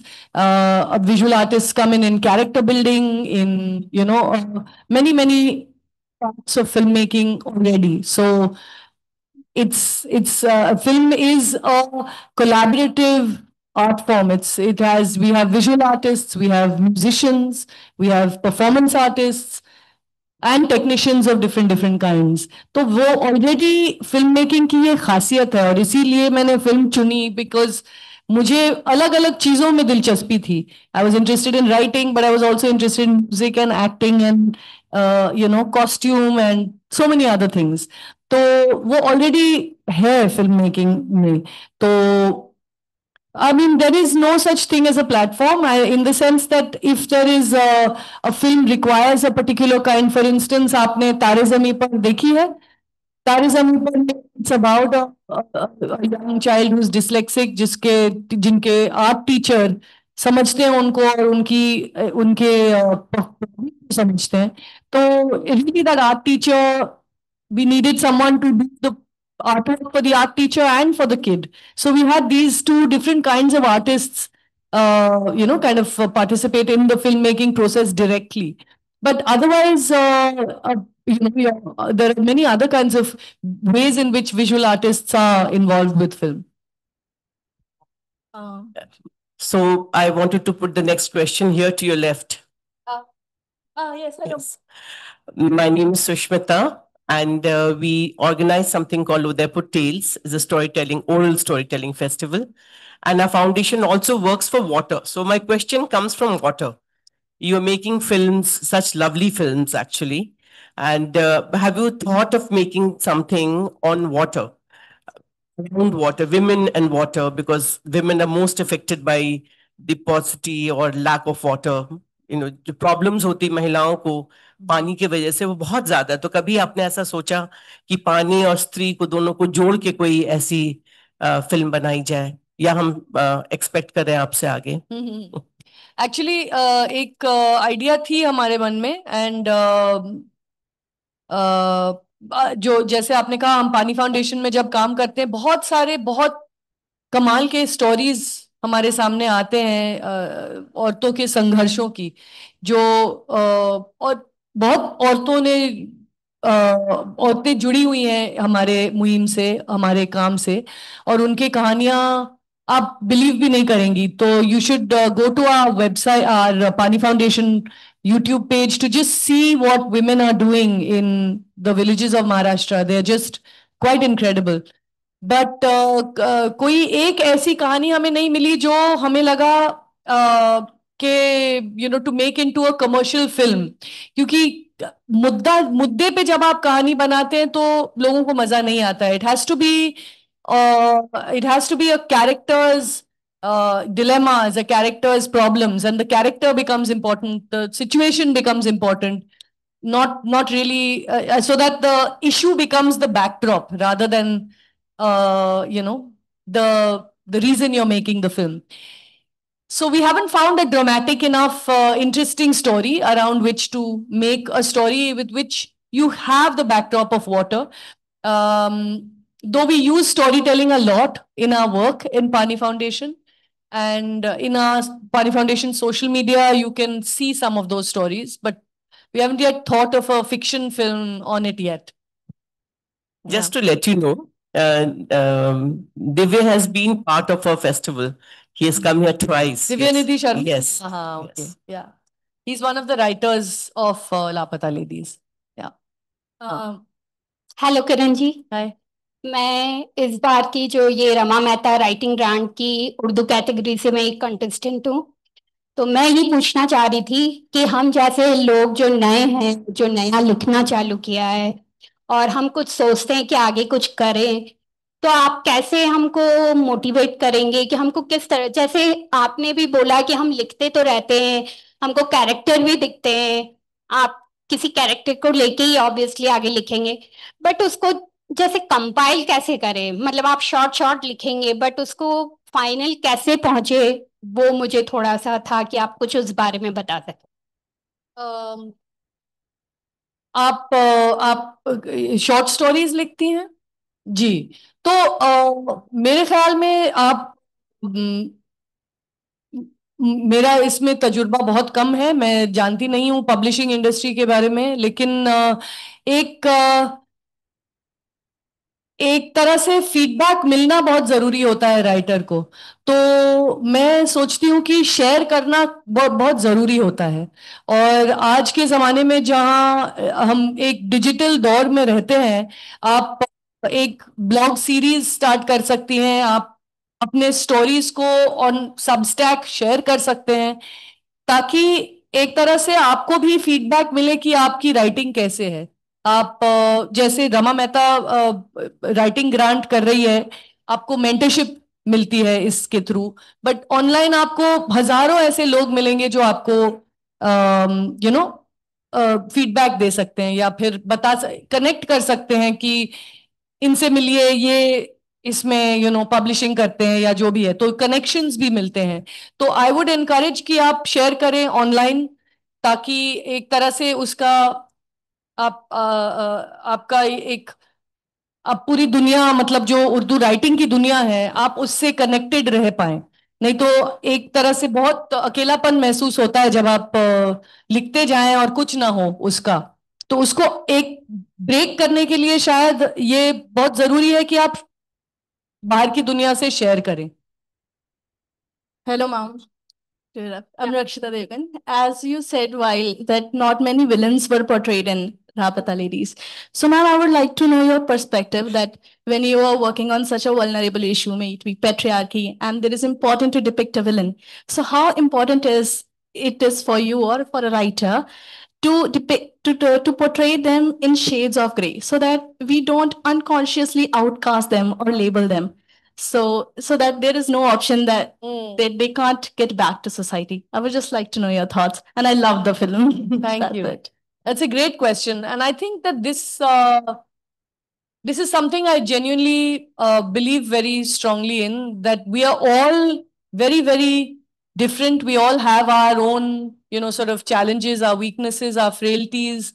And art is that place in which we find ourselves mirrored. We see others with similar frailties. We feel a sense of connection with their struggles, and I think that's extremely important to portray through our work, because otherwise we're always, sort of looking at people who are incredibly strong or very one-dimensionally, sort of powerful or strong or, fearless. And that's nice for to escape into that kind of world for a while. But I think it's very, very important to be inclusive about of the variety of people that we are. Like you said, everybody is gray. I don't think there's anybody who's, दूध का धुला, as they say, तो उसके लिए एक लिखने का या फिल्म बनाने का ये माध्यम है कि आप एक्सप्लोर करें कि अलग अलग लोगों के क्या क्या क्वालिटीज हैं, जिससे हम एक तरह से we feel validated, or we feel not alone, but also we can be inspired by somebody else's ability to overcome their challenges. So showing things in sort of in the diversity of experience is, I think, very important, at least for me, and I think for many, many artists. Thank you. Just stopping in between. In the interest of time, we'll be able to take only 2 questions. So maybe one from this side. That is very difficult to decide now. हमें कुछ समय बाद में भी चलेगा आपके साथ interaction करने का. So maybe take one from this side and you guys can decide. Somebody has to surrender. Thank you. 3 more questions finally. Thank you, ma'am. Good afternoon, ma'am. I'm a research scholar at the UGC Center for Women's Studies, Mohanlal Sukhadia University, Udaipur. Centre में recently लापता ladies की screening हुई थी and I love the movie. जैसे हम perspectives की बात कर रहे हैं, तो मेरा क्वेश्चन ये है कि फूल जब स्टेशन पहुंचती है, एक बहुत माइन्यूट सी डिटेल है कि वो जब स्टेशन पहुंचती है, एक्चुअली में माई ने जो शर्ट पहना हुआ है उस पर सूरजमुखी है, तो वो नाम उसके सामने होता है. जब वो फूलों के नाम डिस्कस कर रहे होते हैं, सूरजमुखी एक्चुअल में उसके सामने होता है. तो क्योंकि ये मेरा अपना पर्सपेक्टिव है जो मैंने निकाला है, कि क्योंकि वो डिपेंडेंसी वाली चीज तब तक उसमें है, तो वो उस चीज को नहीं देख पाती है. और जब बाद में माई के साथ में रह के वो इंडिपेंडेंसी वाली चीज उसमें डेवलप हो जाती है, तो आई गेस अब उसके सामने अगर ऐसी कोई चीज होगी तो वो आइडेंटिफाई कर पाएगी. वाज दिस द पर्सपेक्टिव और नॉट? Thank you. एक्चुअली जब जो माई ने एम्ब्रॉयडर्ड शर्ट पहनी थी, उसमें येलो फ्लावर्स तो थे. हमने जानबूझकर ऐसा सूरजमुखी डाला नहीं था, पर बहुत लोगों ने इसको पॉइंट आउट किया है कि उनके सामने ही ये फूल उनके शर्ट पे है और दिखी नहीं. तो आपका जो इंटरप्रिटेशन है, मैं उससे सहमत हूं कि उसका अब तब तक नजरिया बदला नहीं था. वो एक तरह से बहुत डिपेंडेंट थी अपने हस्बैंड पर, बहुत अपने आप को विक्टिम समझ रही थी और वीक समझ रही थी अपने आप को. तो वो देख नहीं पाई उस फूल को. पर ये हमने एक्चुअली पर्पसली नहीं किया था कि ब्लाउज पर सूरजमुखी रहेंगे. But it's nice to know that all of you have made the film your own. आप सबने इसके अलग अलग मायने निकाले हैं, जिससे मैं भी सीख रही हूँ फिल्म के बारे में. Thank you. Okay, hello ma'am. So myself Shubham Mari from Tata Institute of Social Sciences, Mumbai. Yeah, so ma'am, actually we talked about all the things from your side, about screenplay, about writing, about direction, about production, everything. And as you are making the films from the society, that picking the topics from society, which includes the many social determinants, and as I am a student of social sciences, so the topics which should society adopt. But so my question is that, ma'am, how you will critically evaluate the responses or reactions of the audience what you expect from the audience and what you will suggest to the today's audience. Thank you. Responses to the film? Yes, ma'am. For today's topic, how you will critically evaluate the responses of audience? Lapata Ladies? No, to audiences to film in general. Yes, ma'am. So which topics which comes from the society or which most important for the society? So as a country, we are so diverse that it's very hard to draw any sort of generalization about a reaction to anything.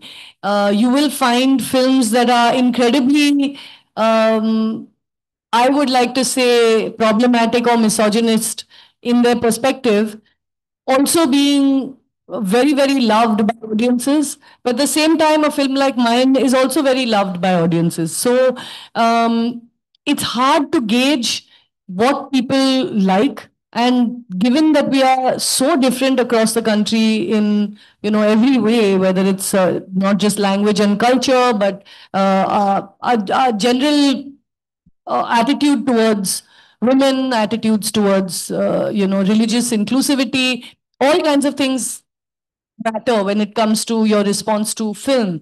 So I've seen that it's because of the availability now of so many kinds of media that people now interact with, there is an acceptance of different kinds of storytelling that was possibly not there 10 years ago. COVID did a very sort of created a break in our sort of viewing habits. We changed the way we consume visual content. And I think that also led to people being interested in different kinds of stories. So in terms of audiences, I think it's hard to say draw any one conclusion about what works for audiences or what does better. I think audiences like to be surprised. They like to discover things on their own. And I think they like not to be talked down to. They don't want to be in a lecturing kind of way or with a lot of like weeping and wailing that this is the problem in front of us. They are aware of everything and they like to be respected. They like the intelligence to be respected. That's what I feel about most audiences. They are willing to sort of take the most crazy kinds of action and implausible plots, like things a man is fighting with a tiger. It seems totally fine in a film. That also works. But at the same time, they are willing to watch a film where, two unknown girls that they don't know are lost on while going home. So I feel we have an audience that's incredibly complex, very diverse, and I think they respond to authentic and interesting stories. That's about it. It doesn't, it cuts in any way. Like, it could be a story that is very, very male centric or masculine or whatever, but it could also be a story that's incredibly inclusive and, they like all kinds of things.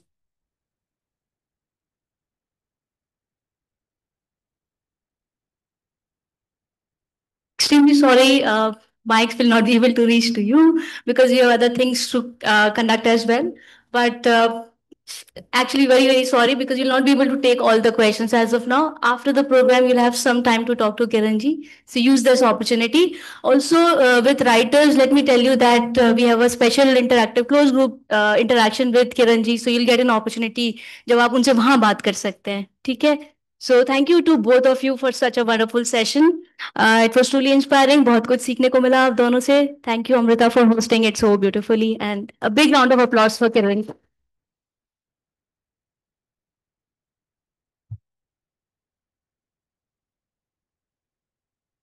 So friends, we move to the next phase of today's program, which is the announcement of the writing grants. But before that, a few words on how we reached today.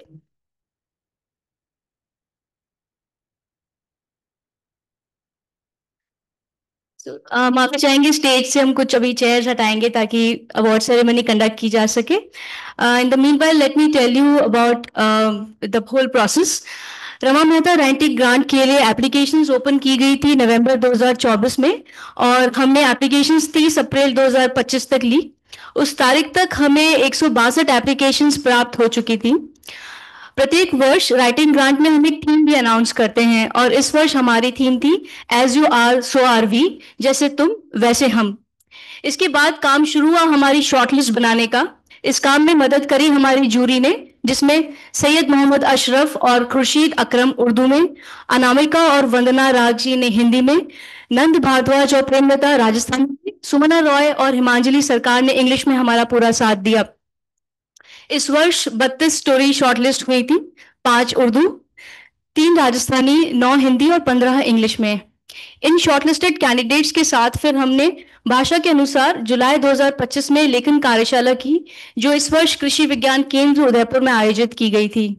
English की कार्यशाला अर्पिता दास ने ली, हिंदी की मनीषा कुलश्रेष्ठ ने, उर्दू के रहमान अब्बास जी ने और राजस्थानी कार्यशाला की बागडोर सीपी देवल साहब ने संभाली। अलग अलग भाषा की कार्यशाला के अलावा कुछ कॉमन सेशंस भी हुए थे, जिसमें लेखकों ने अपने लेखन पर एक दूसरे से और सभी मेंटर्स के साथ फीडबैक प्राप्त किया। इस वर्ष खास बात यह रही कि वर्कशॉप के दौरान जानी मानी लेखिका और रमा मेहता ट्रस्ट की एडवाइजर एनी जैदी ने अपनी हाल ही में प्रकाशित पुस्तक द कमबैक के माध्यम से राइटर्स के साथ बातचीत करी। यह अनुभव हमारे लेखकों के लिए काफी इंस्पायरिंग रहा।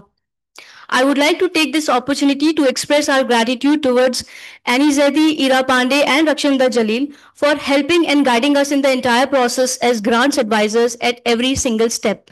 Thank you very, very much.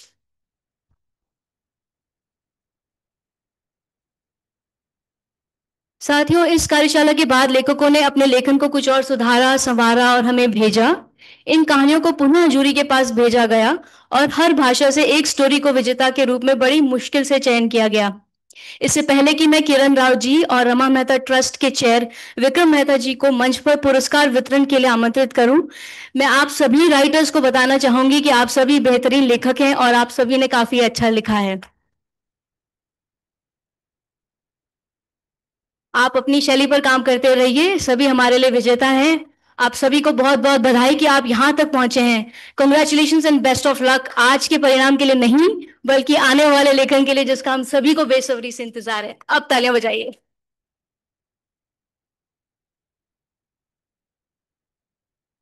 मैं आप रिक्वेस्ट करती हूँ विक्रम जी और किरण जी से कि आप मंच पर आएं और परिणाम घोषित करें। Asiya, can you give me a cordless please. हमने एक सीरीज फॉलो की है, उर्दू, राजस्थानी, हिंदी और इंग्लिश की, तो उसी क्रम में अवार्ड्स घोषित किए जाएंगे। आप दिल थाम के बैठिए।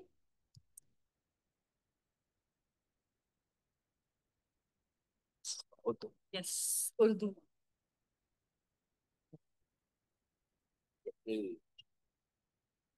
The Urdu prize goes to Mubashshara Mahfouz.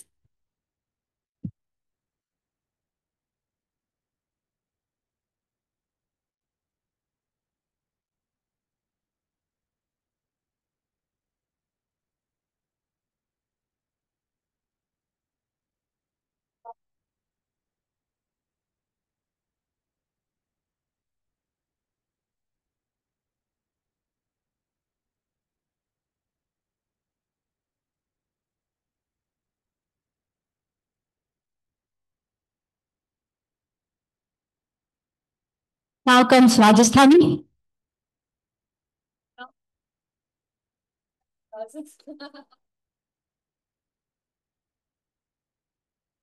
The Rajasthani prize goes to Asha Sharma.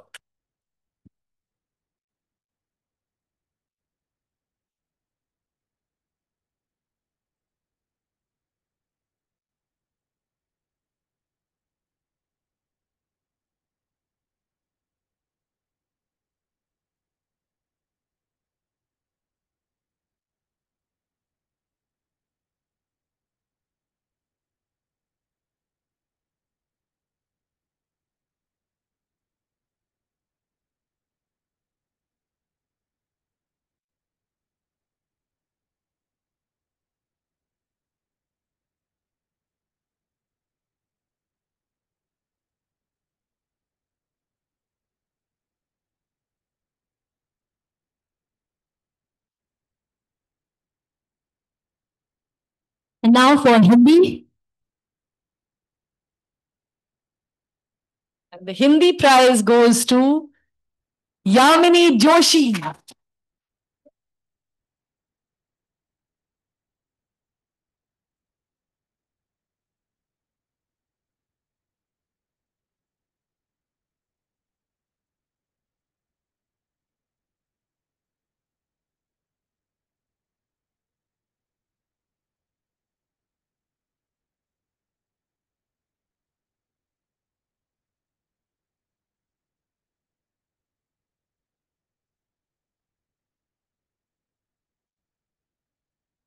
Okay, congratulations. Any Anuman guess for English?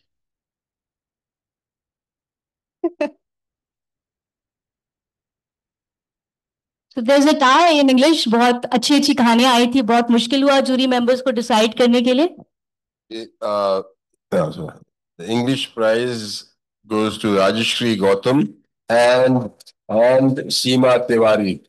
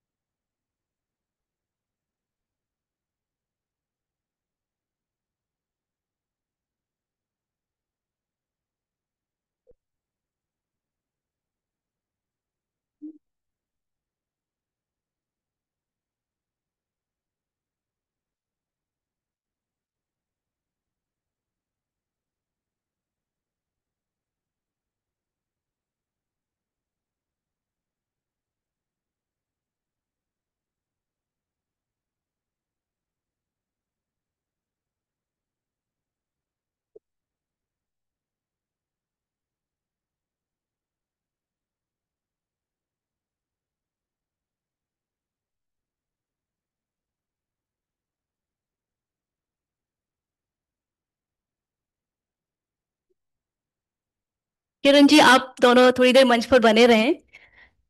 Friends, though the process requires the selection and declaration of a few writers, and by all means they should be proud of this achievement, the main mission of Rama Mehta Writing Grant has always been to encourage writing and to create an environment where mutual encouragement and support thrives. So I'm pleased to also invite the fellow shortlisted writers on the stage to receive their certificates. We are also joined by a few online.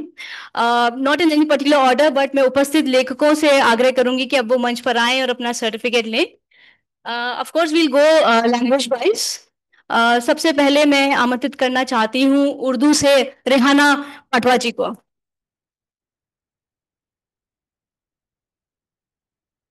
जब आप लोग अपना certificate receive करें तो please मंच पे रहिएगा, एक ग्रुप फोटोग्राफ भी हमें लेना है. इतनी कम तालियां.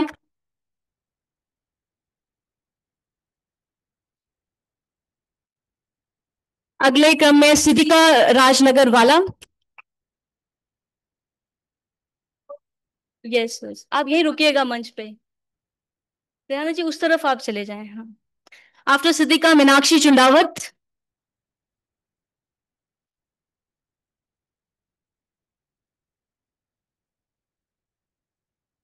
दिव्या गहलोत.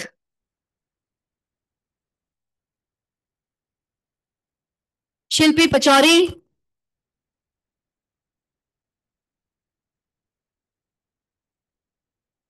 श्रद्धा जैन.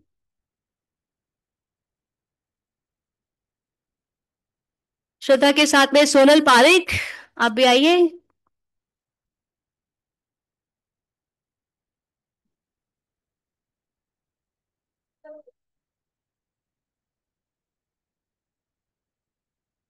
इन्होंने बहुत मेहनत की है, आप तालियां बजाने में मेहनत करिए थोड़ी.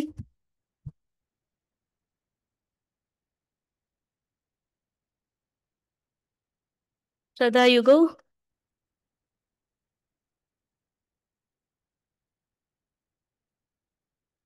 सोनल.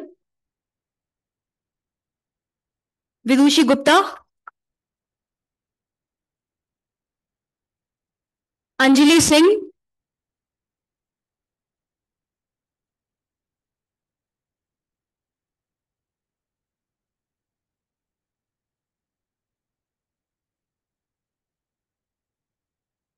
अंजू सोनी, मैत्रिका कुमारी Rathore,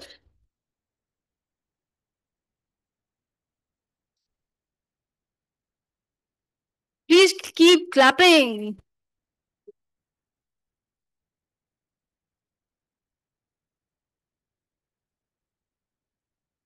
मैत्रिका Momita Mohanty,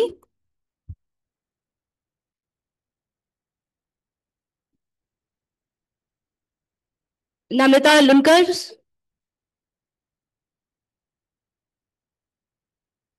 and the tallest of all, Siddhi Chauhan.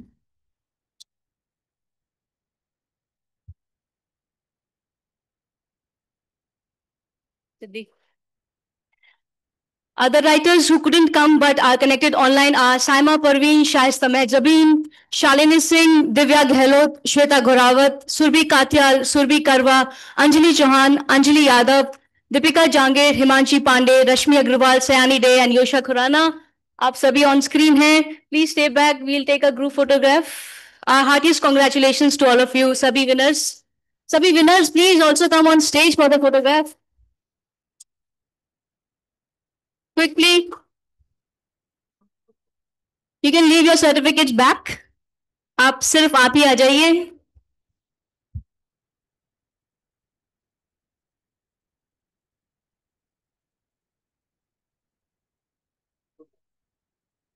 Ajay sir, Aditi ma'am, please come on stage for a group photo.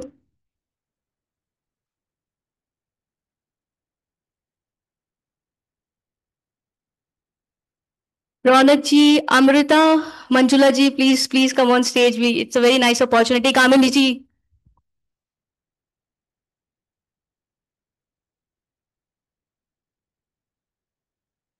हमारे ट्रस्टी भाटी जी भी हमारे बीच में. भाटी जी, आपसे भी निवेदन है, आप प्लीज स्टेज पर आए.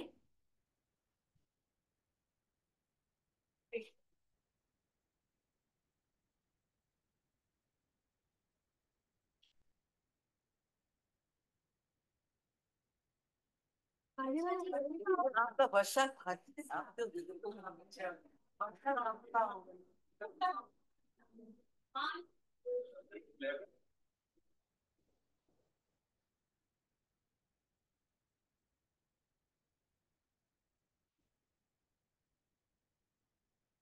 Congratulations each one of you. बहुत मजा आया आपके साथ इस साल हमें ये कार्यशाला ऑर्गेनाइज करने में. Many congratulations to everybody. I still request Vikram ji and Kiran ji to be on stage.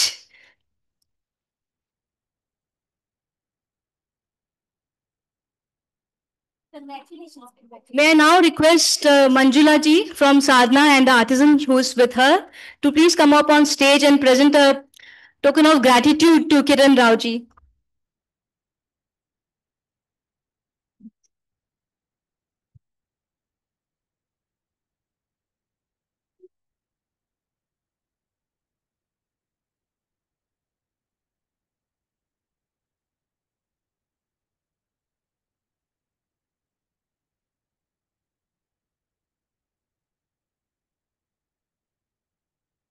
जोरदार तालियों से स्वागत कीजिए मुन्ना देवी जी का और मंजुला जी का.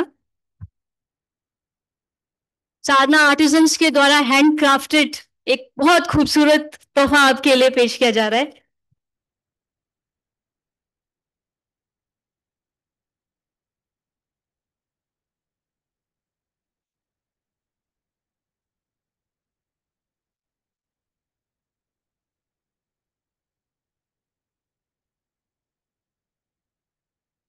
Thank you so much, Kiran ji, for this wonderful experience. May I now request Amrita ji to please come up on stage and also request our Chief Executive Ronak Shah to present a token of thank you to Amrita Nandi for hosting the show so very beautifully.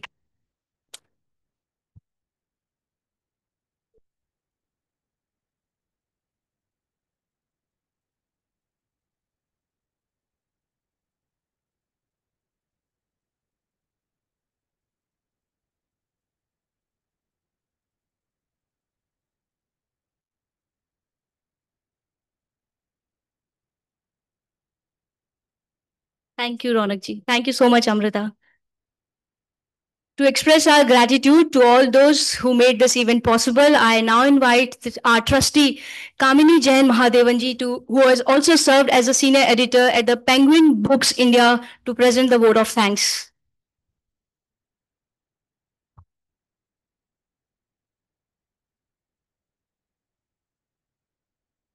नमस्कार। मैं 40 साल से दक्षिण भारत में रहती हूँ, तो आप मेरी हिंदी इतनी शुद्ध रही है अब। हाँ,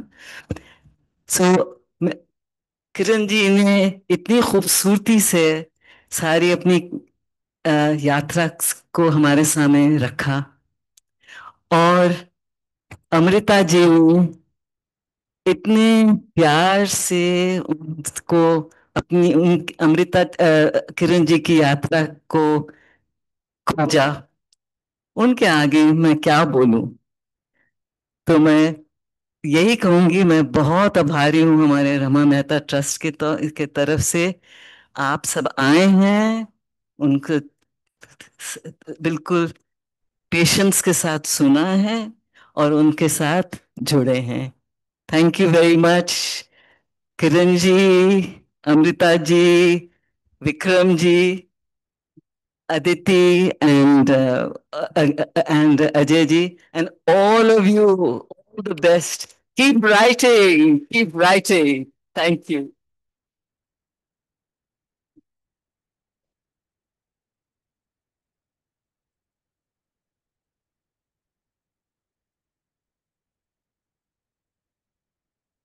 Thank you so much, Kamini ji. This brings close to the program, and thank you so much, audience, for participating. Thank you so much, Kiran ji. Udaipur is blessed to have you, and I hope you all have a very wonderful day ahead. Thank you so much.